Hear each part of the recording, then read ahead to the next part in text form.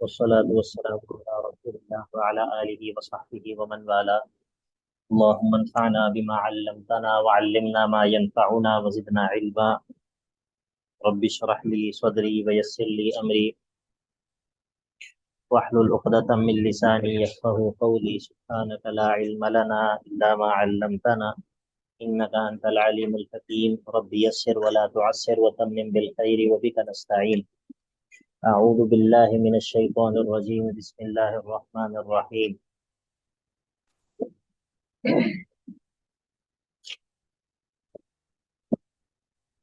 وأتموا الحج والعمرة لله فإن أحصرتم فما استيسر من الهدي ولا تحلقوا رؤوسكم حتى يبلغ الهدي مهله فمن كان منكم مريضا أو به أذى من رأسه ففدية من صيام أو صدقة أو نسك. فإذا أمنتم فمن تمتع بالعمرة إلى الحج فما استيسر من الهدي فمن لم يجد فصيام 3 أيام في الحج و7 إذا رجعتم تلك 10 كاملة ذلك لمن لم يكن أهله حاضر المسجد الحرام واتقوا الله واعلموا أن الله شديد العقاب. سورۃ البقرہ آیت نمبر 196 196 یہاں سے لے کے آیت نمبر 214 تک اگلا باب ہے، اور اس میں حج اور عمرے کے احکام کا بیان ہوگا اور بعض دیگر چیزیں بیان ہوں گی۔ یہاں پر کہا وَأَتِمُّ الْحَجَّ وَالْعُمْرَةَ لِلَّهِ، حج اور عمرے کا خاص اللہ ہی کے لیے اتمام کرو، ان کو مکمل کرو، یعنی کہ ان کو انجام دو۔ للہ ہی یعنی کہ خاص اللہ ہی کے لیے اخلاص کے ساتھ۔ فَإِنْ أُحْصِرْتُمْ، اب یہ وہ صورت ہے کہ انسان جو کہ حج اور عمرے کے لیے روانہ ہوا، یہ اس کو رستے میں روک دیا گیا، چاہے وہ دشمن کا خوف ہو، چاہے وہ مرض ہو یا کوئی اور وجہ ہو جس کی وجہ سے یہ شخص جو ہے وہ حج اور عمرے کو اب مکمل کرنے پر قادر نہیں رہا، بیت اللہ تک جو ہے وہ نہیں پہنچ سکتا، تو پھر کیا کرنا ہے؟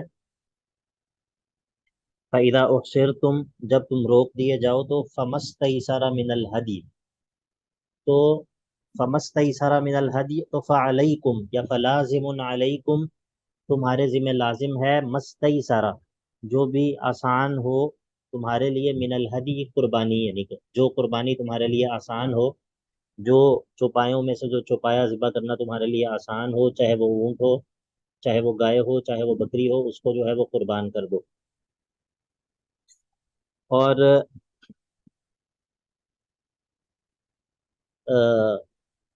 ولا تحلقوا رؤوسکم حتی یبلغ الہدی محلہ، ولا تحلقوا رؤوسکم، اپنے سروں کو مت منڈواؤ، حتی یبلغ الہدی محلہ، یہاں تک کہ ہدی سے مراد وہ جانور ہیں جو کہ ذبح کرنے کے لیے ساتھ لے کر جائے جاتے ہیں، یا پھر بعض دفعہ انسان خود نہیں جا رہا ہوتا لیکن بیت اللہ کے پاس قربانی کرنے کے لیے جانوروں کو روانہ کر دیتا ہے، اس کو ہدی کے جانور کہتے ہیں۔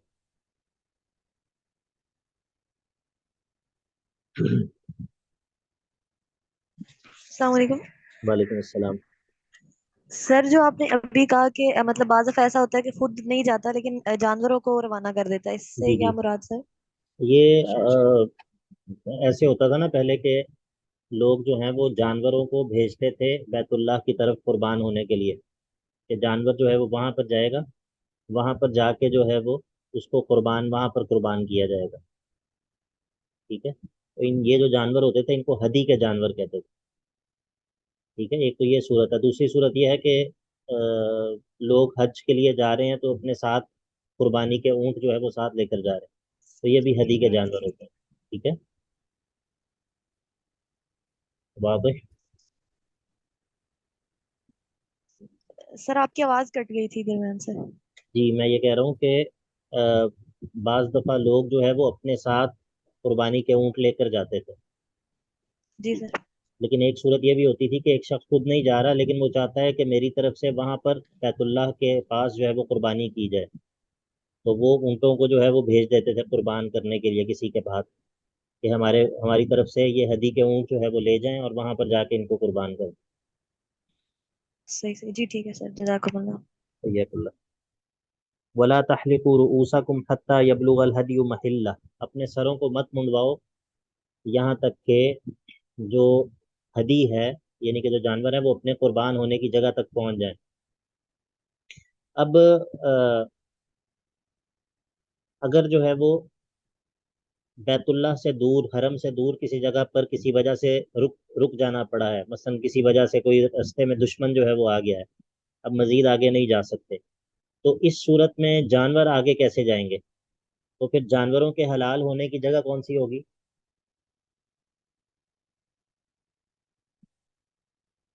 آپ کو بات سمجھ آئی یا نہیں؟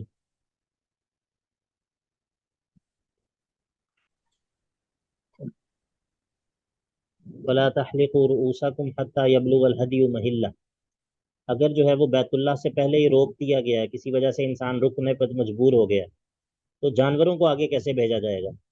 پھر جانوروں کے قربان ہونے کی جگہ کون سی ہوگی؟ پھر وہی جہاں ہوگی پر انہیں روک دیا گیا وہیں پر ہی۔ پھر اس صورت میں وہی جگہ جہاں پر جو ہے وہ روک دیا گیا ہے، اسی جگہ پر جو ہے وہ رک جایا جائے گا، ٹھیک ہے، اسی جگہ پر جانوروں کو قربان کر دیا جائے گا، اور جانوروں کو قربان کرنے کے بعد پھر جو ہے وہ اپنے سر جو ہے وہ منڈوا لیے جائیں گے، ٹھیک ہے۔ اب ظاہر ہے کہ احرام باندھا ہوا ہے، تو اب احرام کو مکمل کرنے کا تو موقع ہی نہیں آیا، احرام کو مکمل تو کر ہی نہیں سکے، بیت اللہ تک پہنچ ہی نہیں سکے، تو پھر اب حلال ہونے کا طریقہ یہ ہوگا کہ جانوروں کو ادھر ہی حلال کر کے تو پھر اس کے بعد اپنے سروں کو منڈوا دیا جائے گا، اس سے پہلے اپنے سروں کو منڈوایا نہیں جا سکتا۔ تو وہ شخص جو کہ بیت اللہ جانے سے روک دیا گیا ہے، اس کے لیے یہ طریقہ ہے کہ اسی جگہ پر جانوروں کو ذبح کر کے تو پھر اپنے بالوں کو منڈوا لے گا، اور جو شخص بیت اللہ تک پہنچ گیا ہے وہ قربانی ہو جانے کے بعد ہی اپنے بالوں کو جو ہے وہ منڈوا سکتا ہے، ٹھیک ہے، یہ بات ہے۔ آیت جو ہے وہ عام ہے، کہ یہ صرف اس شخص کے لیے نہیں ہے جس کو روک دیا گیا ہے، بلکہ جو شخص بیت اللہ تک پہنچ گیا ہے وہ شخص بھی اپنے بالوں کو اس وقت تک نہیں کٹوا سکتا جب تک جو ہے وہ قربانی نہ ہو جائے۔ فمن كان منكم مريضا او به اذى من رأسه ففدية من صيام او صدقة او نسك۔ اب ایک اور صورت ہے، وہ یہ ہے کہ کسی وجہ سے انسان جو ہے وہ مجبور ہو گیا ہے اپنے بال کٹوانے پر، ٹھیک ہے، مجبور ہو گیا، کوئی بیماری ہے یا بالوں میں کوئی تکلیف ہے یا سر میں کوئی زخم ہو گیا ہے جس کی وجہ سے اب بال کٹوانے پڑ رہے ہیں، تو پھر اس صورت میں کیا ہوگا؟ تو کہا فمن کا منکم مریضن، جو کوئی تم میں سے مریض ہو، او یا پھر بھی عدم من رأسہ، یا اس کے سر میں کوئی تکلیف ہو، تو وہ کیا کرے گا؟ ففدیۃ من صیام او صدقۃ او نسک، ٹھیک ہے، یا تو وہ اس کے ذمہ پھر فدیہ ہے، من سیامن، یا تو وہ 3 روزے ہیں، او صدقتن، یا پھر یہ صدقہ ہے، یعنی کہ 6 مسکینوں کو کھانا کھلانا، او نسک، یا پھر جو ہے وہ کیا ہے، نسک جو ہے وہ قربانی ہے، ٹھیک ہے، قربانی ہے۔ اگر پہلے جو ہے وہ اس نے بال کٹوا دیے ہیں مجبوری سے، تو پھر ان تینوں میں سے کوئی ایک کام اسے کرنا پڑے گا بطور فدیہ، ففدیۃ من صیام او صدقۃ او نسک۔ یہ اللہ کے نبی علیہ الصلوۃ والسلام کے دور میں بھی یہ واقعہ پیش آیا تھا۔ ایک صحابی تھے کعب بن عجرہ، انہوں نے یہ واقعہ بیان کیا ہے کہ اللہ کے نبی علیہ الصلوۃ والسلام جب حدیبیہ میں رکے تھے تو برأسی یتحافت قملا، کہتے ہیں کہ میرے سر کے اندر اتنی زیادہ جوئیں پڑ گئی تھیں یا جو دوسرا کوئی کیڑا تھا کہ وہ ایسے میرے سر سے نیچے گر رہے تھے۔ آپ کو پتہ ہے یہ ہمیں تو اب یہ بات بہت عجیب لگتی ہے، لیکن پہلے دور کے اندر اس طرح آسانیاں اور سہولتیں نہیں ہوتی تھیں جس طرح اب ہیں، ٹھیک ہے، اب ہمارے لیے تو نہانا کوئی مسئلہ ہی نہیں ہے نا، لیکن پہلے اس طرح تھوڑی ہوتا تھا کہ اتنا زیادہ پانی، ایک تو یہ کہ پانی بھی بہت زیادہ میسر نہیں ہوتا تھا، اور دوسرا یہ ہے کہ پھر جب سفر کرتے تھے تو سفر کے اندر جو ہے وہ جو بال ہیں وہ بہت زیادہ، اگر سر کھلا ہو تو، اگر صحرا میں سفر کیا جائے تو آپ خود سوچیں کہ بالوں کا کیا حال ہوتا ہوگا، اور اگر سر جو ہے وہ باندھا ہوا ہو، اگر سر کو جو ہے وہ ڈھکا ہوا ہو، سر کو باندھا ہوا ہو، تو اس صورت میں بھی بہت زیادہ میل کچیل جو ہے وہ بالوں کے اندر جمع ہو جاتی تھی، اور یعنی کہ کئی طرح کے مسائل جو ہے وہ پیدا ہو جاتے تھے، تو اسی لیے وہ کہتے ہیں کہ میرے سر کے اندر ایسے تھا، تو اللہ کے نبی علیہ الصلوۃ والسلام نے کہا یؤذی کا حوام کا، یہ تمہارے جو کیڑے ہیں تمہیں تکلیف دے رہے ہیں؟ کہتے ہیں قلت نعم، میں نے کہا کہ ہاں، تو اللہ کے نبی نے کہا فاحلق رأسک، اپنے سر کو جو ہے وہ مونڈ لو، اور پھر جو ہے وہ اللہ تعالیٰ نے یہ آیت نازل کر دی، فمن کان منکم مریضا او به اذى من رأسه ففدیۃ من صیام او صدقۃ او نسک، پھر اللہ کے نبی علیہ الصلوۃ والسلام نے ان کو کہا کہ یا تو 3 روزے رکھو، یا پھر جو ہے وہ 6 مسکینوں پر کھانا جو ہے وہ تقسیم کرو، 6 مساکین کو کھانا کھلا دو، یا پھر قربانی کر دو، ٹھیک ہے؟ یہ بال اگر پہلے منڈوا لیں گے تو اس کا فدیہ ہے۔ فَإِذَا أَمِنْتُمْ، فَإِذَا أَمِنْتُمْ، اور اب جب اگر جو ہے وہ تم امن میں ہو جاؤ اور بیت اللہ تک پہنچنا ممکن ہو جائے، تو فمن تمتع بالعمرۃ الی الحج فما استیسر من الحج،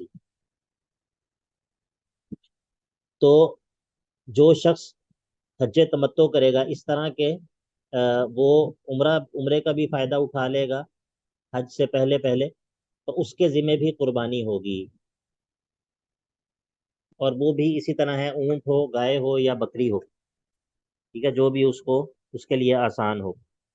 فمن تمتع بالعمرۃ الی الحج، یعنی کہ مع الحج، تو فمستیسر من الحدی، تو اس کے ذمہ بھی قربانی ہوگی جو وہ سہولت کے ساتھ قربان کر سکے۔ فمن لم یجد، اور جو کوئی نہ پائے، جو کوئی قربانی نہ پائے، تو پھر اس کے لیے کیا ہے؟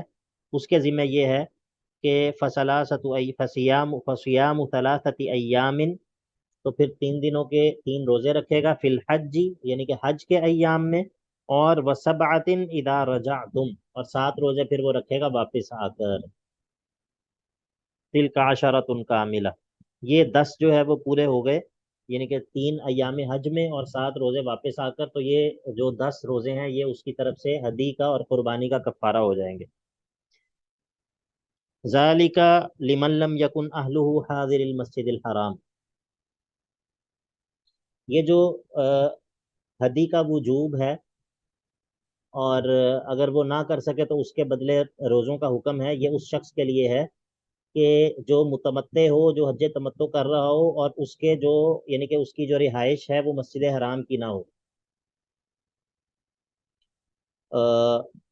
جو حرم کے اندر رہنے والے ہیں، یا پھر بعض علماء کہتے ہیں کہ جو بیت اللہ سے حرم سے مسافت قصر کے اندر اندر جو ہے وہ رہنے والے، قریب قریب رہنے والے جو لوگ ہیں۔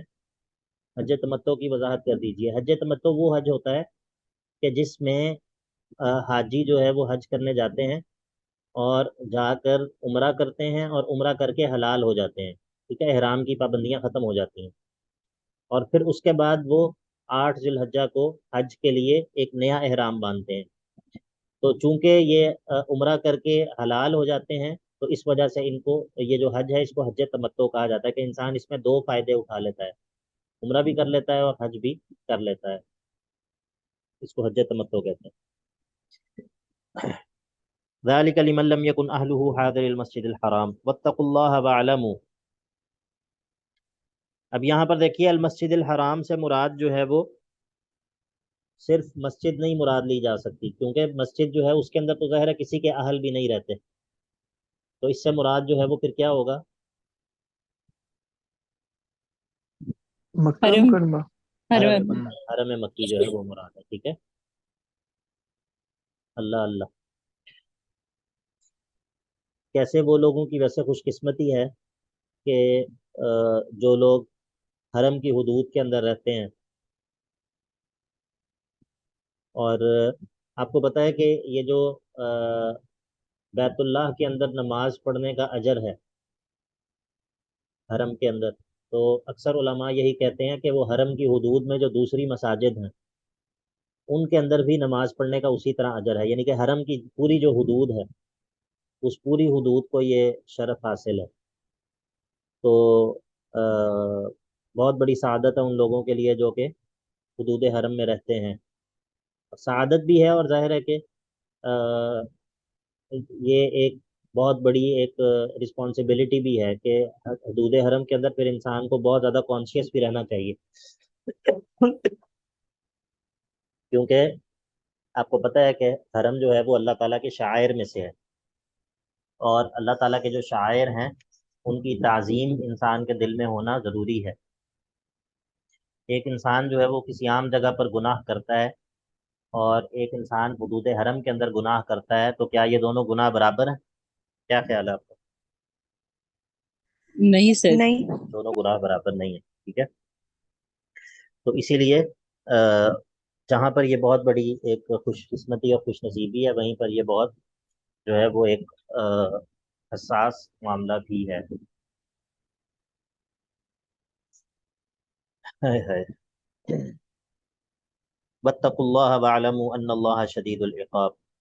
اللہ سے ڈرتے رہو اور جان رکھو، یاد رکھو کہ بے شک اللہ جو ہے وہ شدید العقاب، اس کی پکڑ جو ہے وہ بہت سخت ہے. وہ اپنے ان احکام کی خلاف ورزی پر جو ہے وہ محاسبہ کرے گا اور سزا دے گا. اب اس کے بعد حج کے ایام کا ذکر کرتے ہیں، حج کے وقت کا ذکر کرتے ہیں کہ الحج اشہر معلومات، یعنی کہ وقت احرام الحج اشہر معلومات. الحج اشہر معلومات کا کیا مطلب ہے؟ وقت احرام الحج اشہر معلومات، یعنی کہ حج کے لیے احرام باندھنا اس کا جو وقت ہے وہ معلوم مہینے ہیں. کون سے مہینے ہیں؟ ذی القعدہ، ذی الحج اور محرم. ذوالحج. ویسے تو ذی الحج کا ہی ہے نا، لیکن یہ 3 حرمت والے مہینے اکٹھے ہیں. کون کون سے بتائیے گا. سر ذی القعدہ، ذی الحج اور محرم. بہت اچھی 4 بات ہے میرے خیال سے. ہے، بہت اچھا آپ نے نہیں، جواب دیا. چوتھا تو الگ ہے نا. آپ ابھی حج کرنے جا رہی ہیں، تو اگر آپ ایسے جواب دیں گی تو پھر باقیوں کا کیا بنے گا. محرم میں سر میرے حج خیال کا سے 4 احرام باندھا جا سکتا ہے؟ مہینے. سر احرام تو صرف ذی الحج میں ہی ہے نا. نہیں، آپ نے کہا کہ جو حج کے مہینے ہیں وہ ہیں ذی القعدہ، ذی الحجہ اور محرم. تو سر اب یہ 3 حرمت والے مہینے اکٹھے آتے ہیں نا. نہیں، میں نے تو یہ پوچھا ہی نہیں نا، حرمت کا تو میں نے نام ہی نہیں لیا. میں نے تو یہ پوچھا کہ جی سر. الحج اشہر معلومات، یہ جو حج کے مہینے ہیں، جو معلوم مہینے ہیں، یہ کون سے ہیں؟ اب یہ ذی الحجہ ذوالحج. گزرے گا، جب آپ حج کر لیں گے، حج گزر جائے گا ذی الحجہ، تو جی سر. 15 ذی الحجہ کو، 20 ذی الحجہ کو چلیں، ذی الحجہ گزرنے کے بعد محرم میں آپ حج کا احرام باندھ سکتی ہیں اگلے سال کے لیے. سر جی نہیں سر. تو آپ کس طرح کہہ رہی ہیں کہ یہ حج کے مہینے جو ہیں وہ یہ 3 ہیں، ذی القعدہ، ذی الحجہ اور محرم. سر وہ میرے مائنڈ میں تھا شاید حرمت والے مہینے ہیں، تو اس لیے اس کی طرف انڈیکیٹ کیا گیا ہے.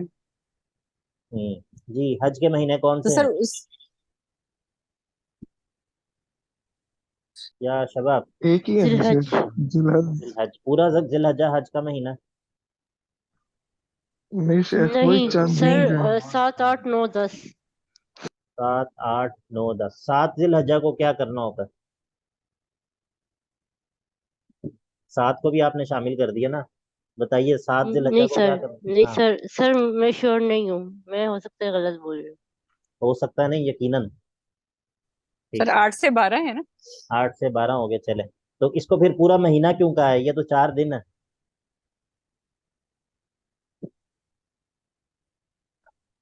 شیخ جب کریں گے تو پتہ چلے گا، ایسے کریں تو گے تو نہیں پتہ ادھر. چلے گا، لیکن یہ بنیادی بات ہے نا، یہ تو پتہ ہونی چاہیے. مجھے بھی حج کا طریقہ صحیح طرح نہیں آتا کیونکہ میں نے حج کیا نہیں ہے. ٹھیک ہے، لیکن یہاں پر جو بات ہے وہ تو آسان سی بات ہے.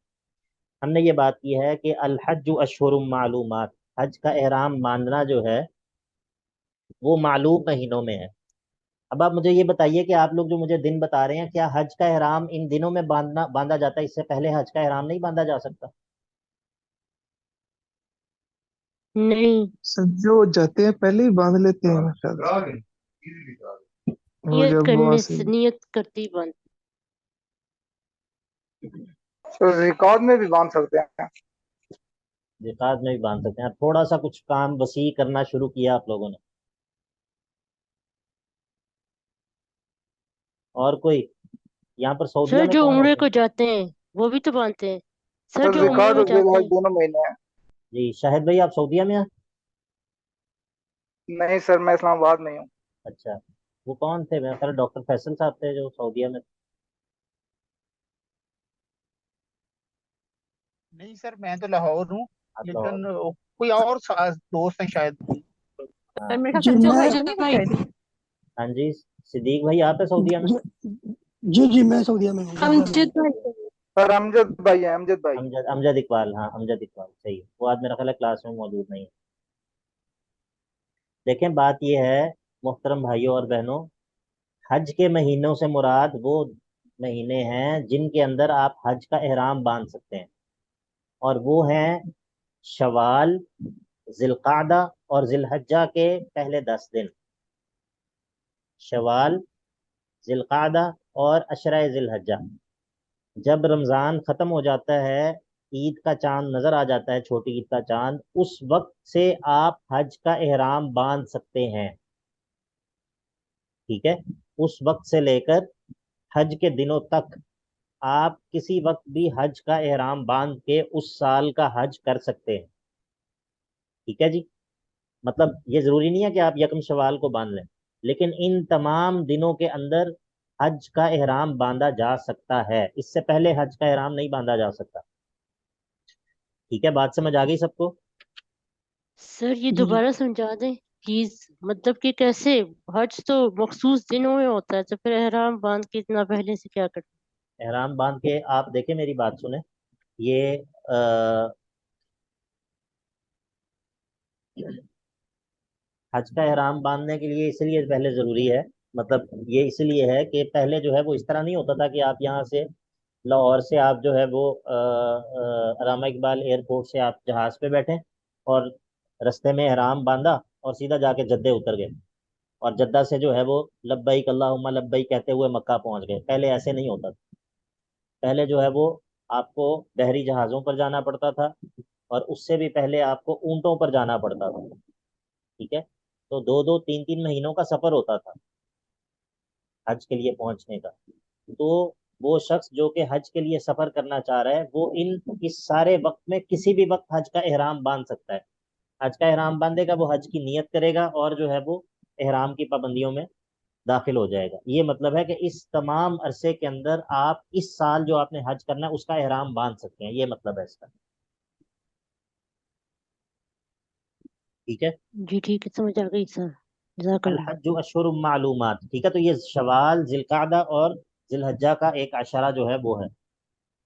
वो जो पहले बात आप कर रही थी, जिलकादा, जिलहज्जा और मुहर्रम, और एक जो है वो अ, सफर, ये जो है ये रजब, रजब है सर। रजब, रजब सॉरी, रजब, ये जो है ये हुर्मत वाले महीने हैं। ठीक है, ये हुर्मत वाले महीने हैं। अशहुरुल हुरुम ये अलग हैं। ठीक है, अब शवाल जो है वो अशहुरुल हुरुम में दाखिल नहीं है, लेकिन वो अशहुरुल हज में दाखिल है। ठीक है जी। अल हज अशहुरुम मालूमात फमन फरद फीहिन अल हज, तो जो कोई फर्ज कर ले अपने ऊपर, यानी कि हज का जो है वो नियत कर ले इन महीनों में, तो फला रफता, वो जो है वो कोई बेहुदा बात ना करे, वला फुसूका, ना ही कोई गुनाह का काम, वला जिदाला, ना ही कोई झगड़ा करे, फिल हज्जी आई फी अय्यामिल हज्जी, हज के दिनों में। वमा तफअलू मिन खैरि यअलमुल्लाह, और जो भी तुम खैर का काम करते हो, करोगे, यअलमुल्लाह, अल्लाह रब्बुल इज्जत उसको जानता है। वतज़व्वदू, और ज़ादे राह जो है वो ले लो, ज़ादे राह जो है वो ले लो। फ़इन्न खैरज़्ज़ादि तक़वा, और बेशक जो बेहतरीन ज़ादे राह है वो क्या है? वो सवाल से बचना है। बेहतरीन ज़ादे राह जो है वो सवाल से बचना है। एक माना इसका ये है। असल में जो अहले यमन थे, अपने इब्ने अब्बास रज़ी अल्लाह अन्हु कहते हैं कि जो अहले यमन थे वो हज के लिए आते थे, और वो अपने साथ ज़ादे राह नहीं लेकर आते थे। कहते थे नहनुल मुतवक्किलून, हम जो है वो तवक्कुल करते हुए आते हैं। और फिर जब वो मक्का आ जाते थे फिर वो लोगों से मांगते फिरते थे। ठीक है, ज़ाहिर है जब ज़्यादा राह नहीं लाएंगे तो अपनी ज़रूरियात को पूरा करने के लिए, खाने पीने के लिए जो है उनको लोगों से मांगना पड़ेगा। تو اللہ تعالیٰ نے یہ آیت نازل کی، وَتَزَوَّدُوا فَإِنَّ خَيْرَ الزَّادِ التَّقْوَى۔ اور اس کا یہ بھی معنی ہے کہ جس طرح سفر حج کے لیے زاد راہ لینا ضروری ہے، اسی طرح جو آپ کی زندگی کا سفر ہے اس میں اس سفر کے لیے جو بہترین زاد راہ ہے وہ تقوی ہے، اللہ رب العزت سے بچنے کا سامان کر لینا، یعنی کہ انسان کا ایسے اعمال کو اختیار کرنا کہ جن کے ذریعے وہ اللہ تعالیٰ کی پکڑ سے اپنے آپ کو بچا سکے۔ سر زاد راہ میں اس میں تجارت کا امن سامان بھی بھی آتا ہے۔ جی شاہد بھائی آپ کیا کہہ رہے ہیں؟ سر جی شاہد بھائی آواز ایک سے میرا خیال ہے، سر جی جی بتائیے۔ جی سر زاد راہ میں تجارت کا سامان لے کے جا سکتے ہیں، ادھر بیچ کے پھر اس سے گزارا کریں۔ جی وہ آگے آ رہا ہے، وہ آگے بات آ رہی ہے اگلی آیت جی میں نا انشاءاللہ۔ جی سر خدا حافظ۔ جی آپ کیا کہہ رہی ہیں رقیہ؟ سر میں کہہ رہی تھی اس میں امن بھی آتا ہے نا، جیسے جھگڑے اور گالی گلوچ سے روکا گیا ہے۔ نہیں وہ تو پیچھے بات ہو گئی ہے نا، فمن فرض فیہن الحج فلا رفث ولا فسوق ولا جدال فی الحج، وہ بات پیچھے ہو گئی ہے، یہاں پر تو زاد راہ کی بات ہو رہی ہے۔ استاد وتزودوا فإن خیر یہاں پر جی جی بتائیے۔ استاد جیسے یہاں پہ ہے کہ زیادہ راہ مانگنا نا، تو اس سے تو پھر وہ مطلب حاجی ان کا فرض نہیں ہوگا، کیونکہ اس کے لیے تو ضروری ہے کہ مطلب آپ کے پاس وہ مال ہونا چاہیے، صاحب استطاعت ہونا۔ ہاں تو لیکن یہ بھی تو ہو سکتا ہے نا کوئی شخص صاحب استطاعت ہو لیکن وہ جان بوجھ کے اپنے ساتھ مال لے کر نہ جائے، جس طرح آپ کو بتایا کہ اہل یمن ایسے کرتے تھے۔ جی جی صحیح ہے۔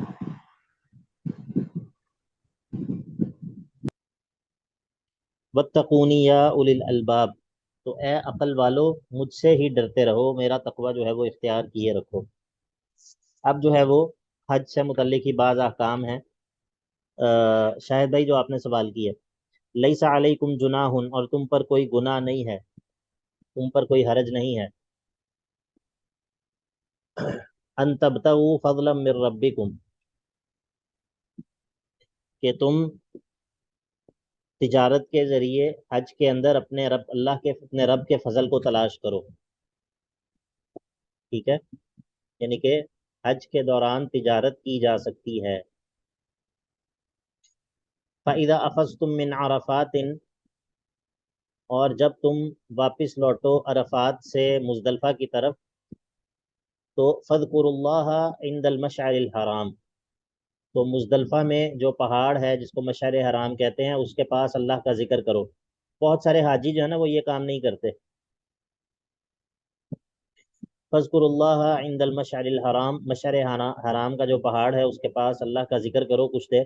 وَاذْكُرُوهُ كَمَا هَدَاكُمْ، اور اللہ کا ذکر جو ہے وہ اس طرح کرو جس طرح اس نے تمہیں سکھایا ہے، یا تو یہ معنی ہے یا پھر یہ معنی ہے وَاذْكُرُوهُ لِمَا هَدَاكُمْ، اللہ کا ذکر کرو اس ہدایت پر شکر کرتے ہوئے جو اس نے تمہاری کی ہے، یعنی کہ جو تمہاری رہنمائی کی ہے، جو حج کی طرف، حج کے درست طریقے کی طرف تمہاری رہنمائی کی ہے،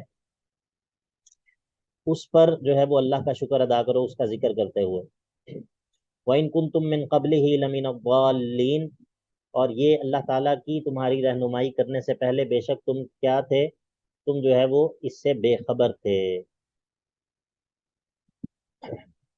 اس سے تم بے خبر تھے، یعنی کہ پہلے جو ہے وہ تم نہیں جانتے تھے کہ حج کا درست طریقہ کیا ہے، مناسک حج کے بارے میں تم نہیں جانتے تھے، لیکن اللہ رب العزت نے تمہاری رہنمائی کی۔ وَإِن كُنتُم مِّن قَبْلِهِ، یعنی کہ اللہ کے تمہیں سکھانے سے پہلے،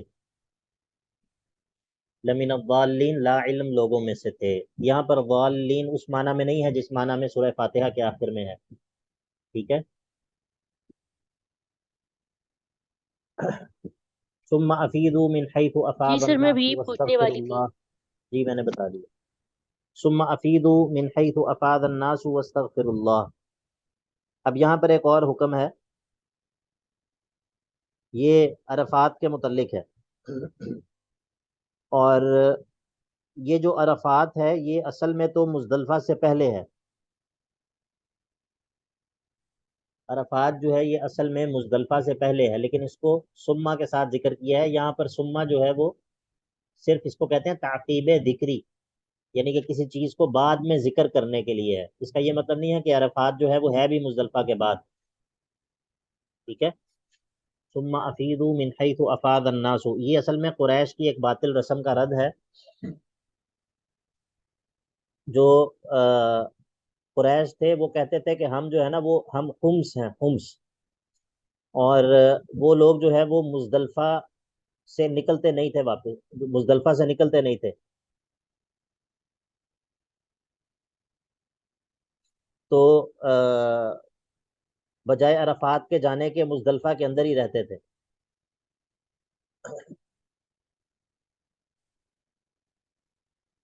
تو اللہ رب العزت نے اس رسم کا رد کیا اور کہا کہ تم بھی جو ہے وہ ثم افیضوا من حیث افاض الناس، اسی جگہ سے جا کر واپس لوٹو جہاں سے باقی تمام لوگ واپس لوٹتے ہیں، واستغفر اللہ، اور اللہ سے جو ہے وہ مغفرت طلب کرتے رہو، ان اللہ غفور الرحیم، بے شک اللہ تعالیٰ جو ہے وہ خوب بخشنے والا اور مہربان ہے۔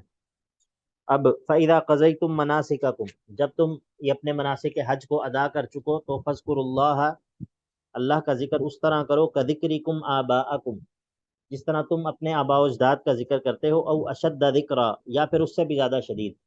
اصل میں یہ جو لوگ تھے یہ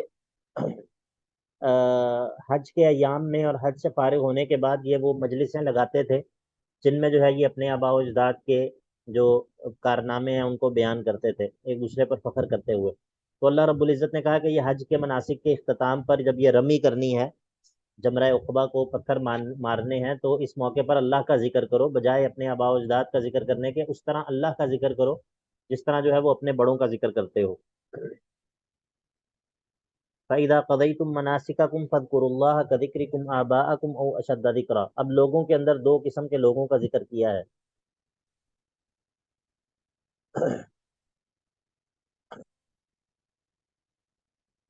اور کہا کہ فَإِذَا قَضَيْتُم فَمِنَ النَّاسِ مَن يَقُولُ رَبَّنَا آتِنَا فِي الدُّنْيَا۔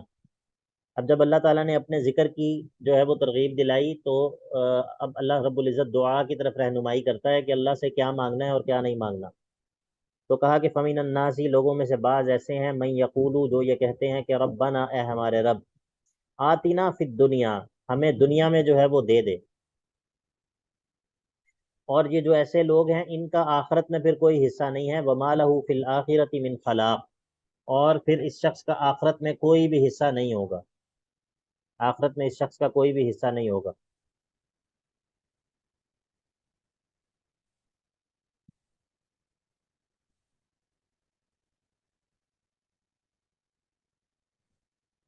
فَمِنْهُم مَّن يَقُولُ رَبَّنَا آتِنَا فِي الدُّنْيَا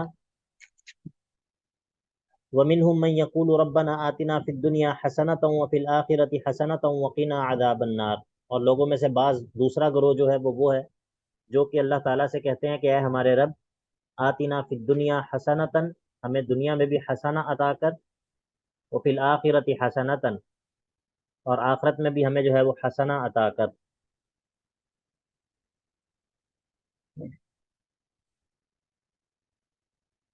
وقنا عذاب النار، اور ہمیں جو ہے وہ آگ کے عذاب سے بچا لے، آگ کے عذاب سے ہمیں محفوظ رکھ۔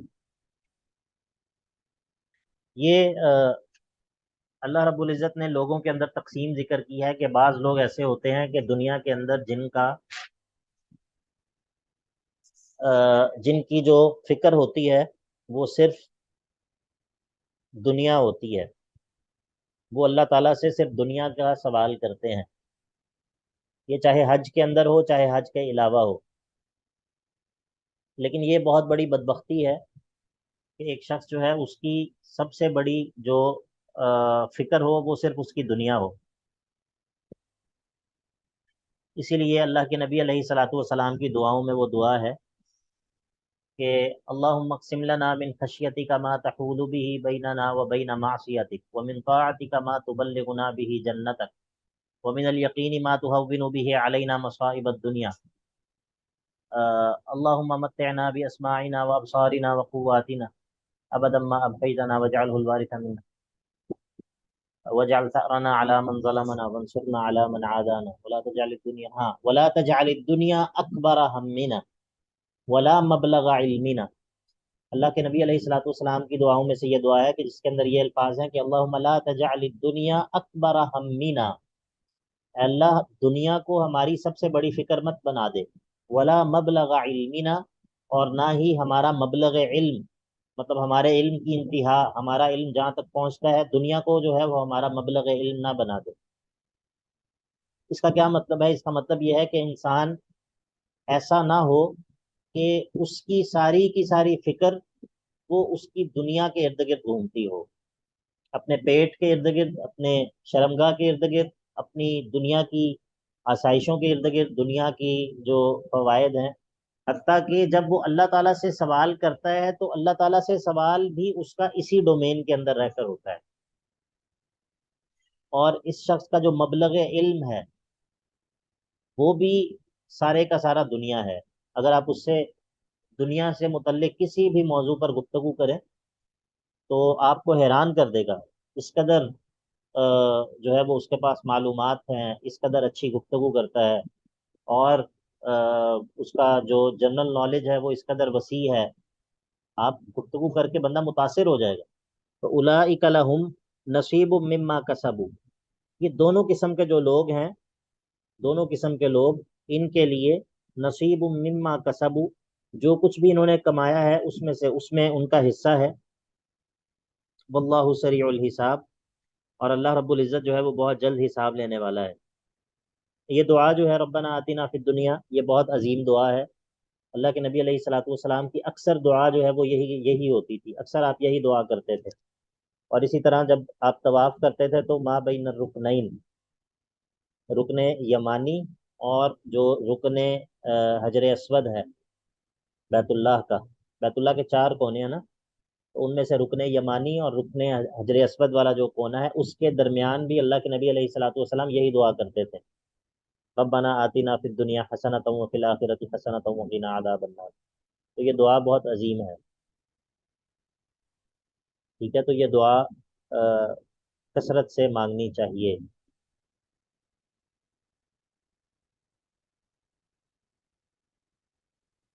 वज़कुरुल्लाह फी अय्यामिन मादूदात, अब जो है वो बात आई है जिसके बारे में उस दिन हमारी एक बहन पूछ रही थी। कौन उस दिन पूछ रही थी? तकबीरात के बारे में। तकबीरात के बारे में कौन उस दिन सवाल कर रहा था? जब हम सर मैंने पूछा था जी, क्या पूछा था? कि हज की मैंने भी पूछा था, और एक दूसरी सिस्टर ने भी पूछा था। उन्होंने 3 रोजे की तकबीरात का पूछा था, और मैंने जिलहज की तकबीरात का पूछा था। बिल्कुल। तो ये वज़कुरुल्लाह फी अय्यामिन मादूदात, ये हैं अय्याम मादूदात से मुराद अय्याम तशरीक हैं। ये हैं वो तकबीरात जो 11, 12 और 13 जिलहज्जा को रमी के साथ जो है वो तकबीरात कही जाती हैं। तो ये हुज्जाज के लिए भी हैं और हुज्जाज के अलावा दीगर लोगों के लिए भी हैं अय्याम तशरीक में तकबीरात कहना। ठीक है, 11, 12 और 13 जिलहज्जा में इन तमाम दिनों में जो है वो अमूमी तौर पर भी हर वक्त जो है वो तकबीरात कही जाएं, और ख़ास तौर पे नमाजों के बाद, फ़र्ज नमाजों के बाद जो है वो तकबीरात कहे जाएं। मसाजिद के अंदर अमूमन एहतमाम होता है, ठीक है, सलाम फेरते ही तकबीरात कहने का। 13 जिलहज्जा को भी, 11, 12 और 13 जिलहज्जा को भी, ये वो तकबीरात मुराद।